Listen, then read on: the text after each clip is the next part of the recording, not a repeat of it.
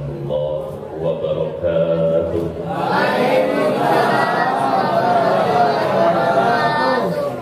Alhamdulillahilladzi arsyadana ila siratal mustaqim. Asyhadu an la ilaha illallahul malikul haqqul mubin. Wa asyhadu anna Muhammadan abduhu wa rasuluhu shadiqul wa'dil amin. Allahumma salli wa sallim ala sayyidil mursalin wa ala alihi wa ashabihil mujahidin al-tahirin, amma ba'du. Yang sama-sama kita hormati, kita muliakan segenap para guru, terlebih khusus yang sudah hadir pada kesempatan malam hari ini.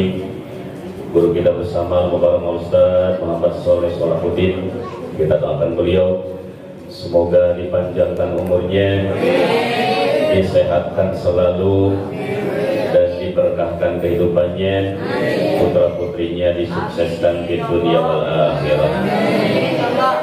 Yang sama-sama kita hormati pula Ketua Majelis Riful Miski Abang Wawang Kurniawan, yang sama-sama kita hormati penasehat majelis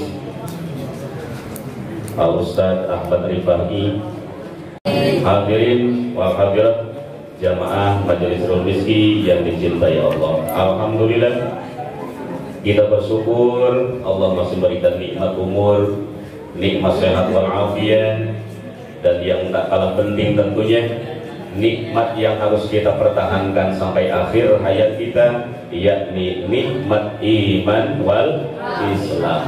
Sehingga alhamdulillah kita bersama-sama dapat berkumpul kembali, bermuajahah kembali di majelis yang mulia ini dalam rangka menggali ilmu Allah untuk bekal beribadah kepada Allah Subhanahu wa taala.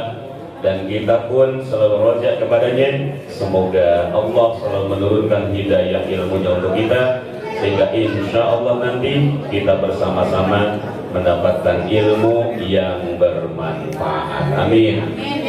Amin. Amin.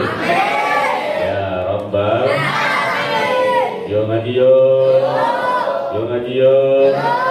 Siap. Siap.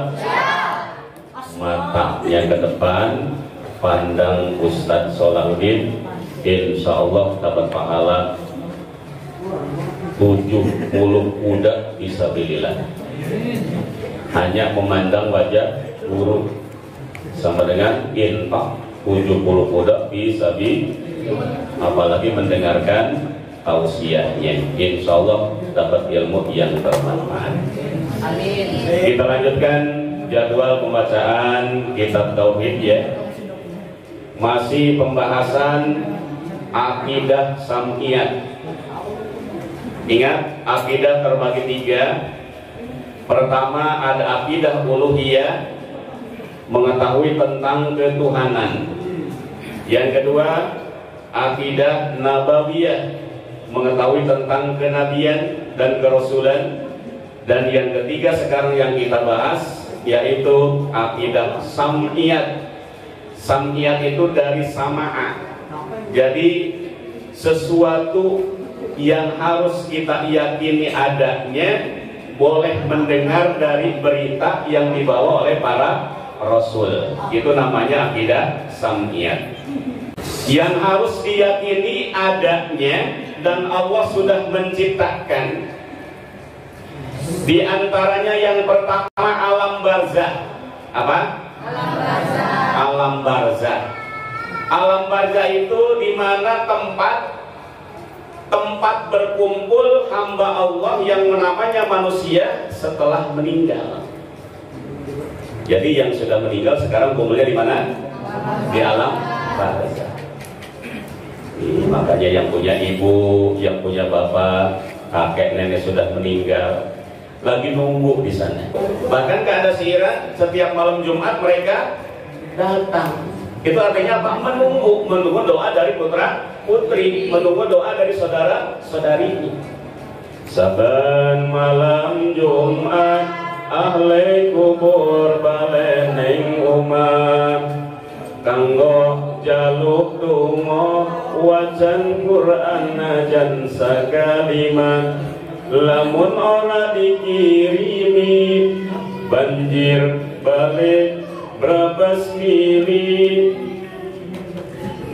mulai neng kuburan mangku tangan tetangisan sholli wa sallim iman ala mada sholli wa sallim iman ala mada wal ali wal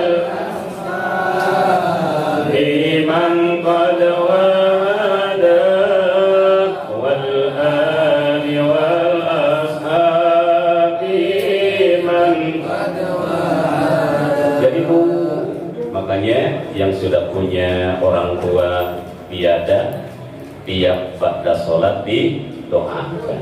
Bagaimana doanya? Allahumma gfirli dzunubi wa liwalidayya warhamhuma kama rabbayani. Doakan selalu, dan itu doa ternyata pembuka rizki bagi seorang anak. Makanya ketika seorang anak tidak pernah mendoakan ibu bapaknya, seakan-akan dia menutup rizkinya sendiri. Makanya doakan. Untuk kegampangan hidup seorang anak, mendoakan ibu dan bapak. Itu yang pertama. Jadi alam barzah ada, kita harus yakin adanya. Kalau tidak meyakini, maka kufur kita. Alam barzah. Nah di sana di alam barzah pada nunggu, tapi perasaannya beda-beda. Ada yang perasaannya sebentar, ada yang perasaannya itu lama banget, nunggu sampai hari kiamat. Tergantung amal kita sekarang. Baik sekarang amalnya insya Allah sebentar perasaan. Tapi ketika amal kita jahat, amal kita buruk, amal kita jelek, maka perasaan itu lama menunggu keputusan dari Allah Subhanahu. Lalu yang kedua yang harus kita yakini juga adalah siksa di alam barzah. Siksa di alam barzah itu bingung menunggu saking lamanya kita mau kemana, ke surga apa ke neraka. Di sana kita bakal nyari pertolongan nanti. Insyaallah. Jadi kan dulu pernah cerita di alam kubur orang Ciamis ya, seorang haji setelah 40 hari lagi tahlilan, ternyata dia kembali.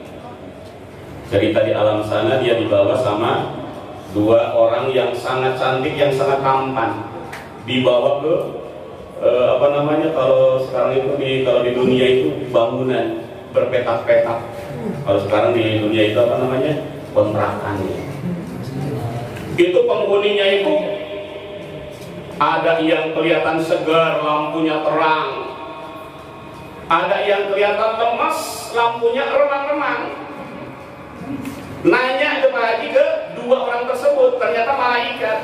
Itu yang terang benderang, kenapa? Apa alasannya? Dan orangnya kelihatan segar bugar di sana. Kata dua yang menghantarkan itu, katanya itu orang rajin baca Quran, amalnya baik, putra putrinya dari dunia selalu mendoakan. Makanya di alam sananya terang benderang, dianya segar. Jadi siksa di alam barzah itu bingung. Terus yang harus kita yakini adanya adalah nikmat kubur. Nikmat kubur ada. Bahkan sebelum masuk ke alam kubur pun, kalau yang amalnya baik, ketika itu suka diperlihatkan nanti di sana, diperlihatkan tempatnya. Makanya suka ada yang tersenyum ketika ada yang lagi sakaratul maut, ada yang suka tersenyum. Itu diperlihatkan tempatnya di sana, nikmat kubur. Ada juga yang kayak meringis. Kenapa? Karena amalnya jelek, diperlihatkan juga tempatnya yang sangat buruk di sana. Makanya, yuk jangan merasa masih anak-anak, ah masih muda, masih jauh, mati. Pas habis ngomong gitu mati, gimana coba? Jadi walaupun kita masih muda, persiapkan. Apa persiapan untuk menghadap kepada Allah Subhanahu wa Ta'ala? Ya amal. Karena cuma amal yang bisa nanti menjadi teman kita menghadap Allah Subhanahu wa Ta'ala. 3 yang menghantarkan kita ke kubur, ke makam setelah kita meninggal dunia nanti. Apa? Ahluhu, anak-anak, saudara-saudara, tetangga-tetangga menghantarkan ke pemakaman. Yang kedua, maluhu, hartanya apa? Yang dipakai tutup keranda, kainnya. Yang ketiga, amaluhu, amalnya. Tapi fayarji'ani, yang 2 kembali. Siapa? Ahluhu wa maluhu, saudara-saudaranya kembali, anak-anaknya kembali, bahkan suami atau istri yang dulu pernah berjanji sehidup semati, pas istrinya, pas suaminya mati, gak mau dikubur bareng. Padahal udah janji sehidup semati. Bener gak? Tetap pulang. Suaminya pulang, istrinya pulang. Jadi ada nikmat kubur. Ada juga nanti yang harus kita yakini, ba'as. Apa itu ba'as? Bangun dari kubur. Ya ba'athu mangfil kubur. Allah bakal membangunkan kita kembali dari alam kubur. Makanya bahasa kematian dalam Al-Quran ayatnya, kullu nafsin dha'iqatul maut.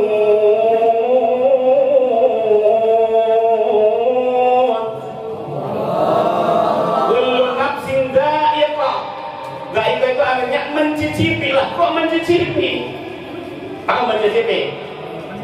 Kalau ini anak perempuan masak, takut kurang asin, takut keasinan, cicipin sedikit, mencicipi. Lah kok kita mati bahasanya kok mencicipi? Ini bagi manusia mencicipi dha'iqah. Kenapa? Karena nanti di sana bakal ada kehidupan yang baru, kita dibangkitkan kembali. Jadi seolah-olah kita itu hanya mencicipi kematian, merasa. Tapi mencicipi kematian itu tidak seperti mencicipi sayur. Tapi mencicipi kematian sama dengan sakitnya 300 dicacat oleh pedang. 300 cacatan pedang. Itu sakitnya dicabut nyawa. Itu mencicipi mati seperti itu. Atau ada pohon apa? Pohon duri. Yang pohon itu dari bawah sampai atas duri semua, dicabut, dimasukkan ujungnya, tuh pucuknya ke mulut kita atau ke dubur kita, ditarik dari atas. Coba kira-kira gimana sakitnya? Bisa kebayang nggak? Kebayang. Kalau nggak kebayang, cobain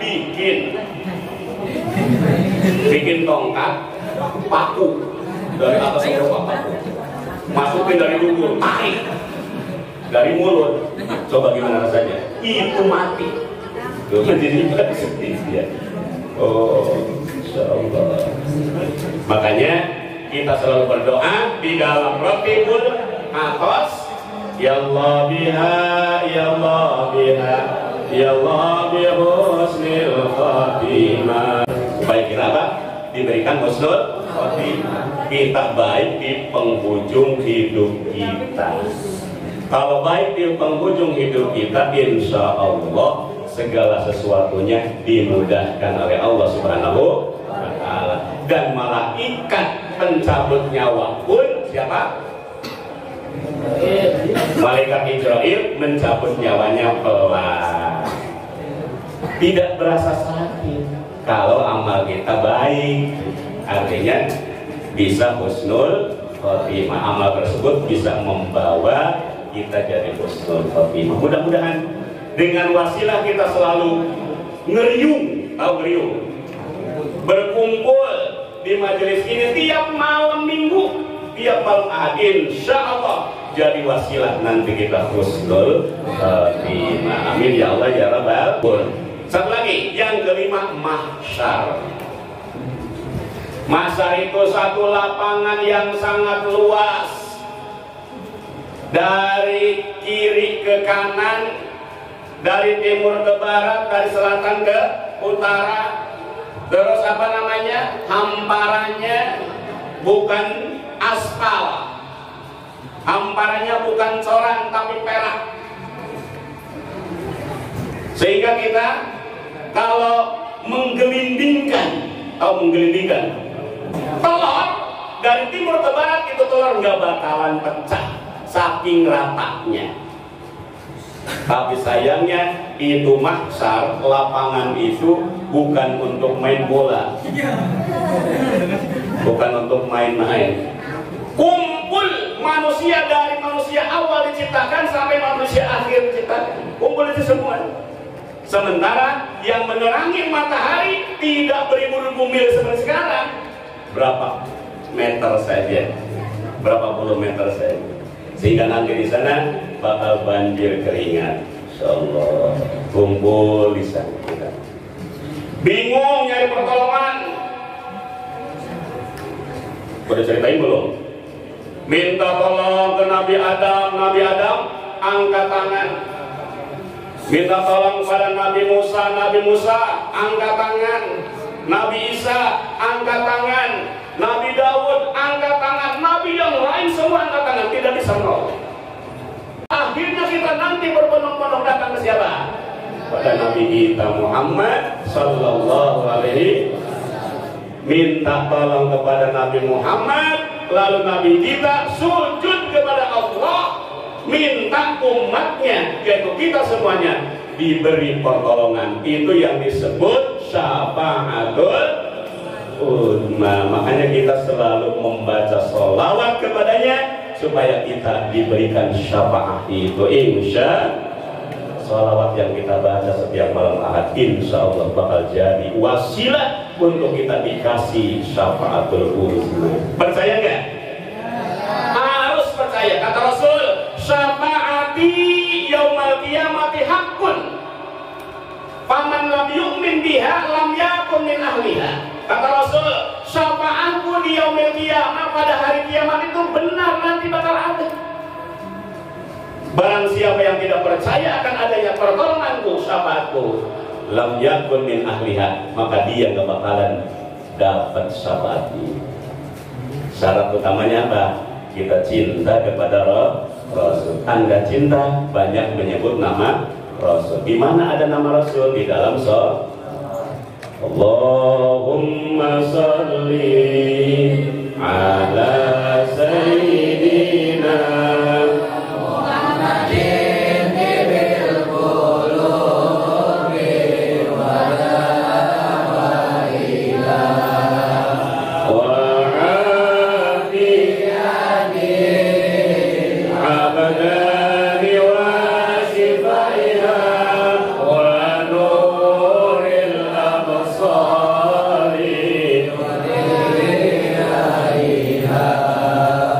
ala alihi wa sahbihi wa sallim. Terus pada sholawat yang pendek saja, yang suka disebut sholawat 1000 dinar atau sholawat Syekh Abdul Qadir, itu juga cuma sallallahu ala Muhammad. Minimal sehari semalam 100 kali baca itu, untuk membuka rezeki juga, untuk supaya otak kita cerdas. Itu namanya sholawat Syekh Abdul Qadir Jailani, atau juga suka disebut sholawat 1000 dinar. Ini yang sudah rumah tangga yang sudah berusaha dawamkan itu, sallallahu ala Muhammad, minimal 100 kali baca sehari. Jadi kembali lagi, di antara yang harus kita yakini keberadaannya, Allah sudah menciptakannya sebagai akidah syariat. Yang pertama alam barzakh, yang kedua siksa di alam barzakh, yang ketiga nikmat kubur, yang keempat ba'as atau bangun dari kubur, dan yang kelima mahsyar. Masih ada kurang lebih 16 lagi Nanti insya Allah bulan depan kita berjumpa kembali, kita lanjutkan lagi. Untuk sekarang cukup sekian, nanti dilanjutkan oleh guru kita Mukarram Ustaz Muhammad Soleh Salahuddin. Terima kasih, mohon maaf. Assalamualaikum warahmatullahi wabarakatuh.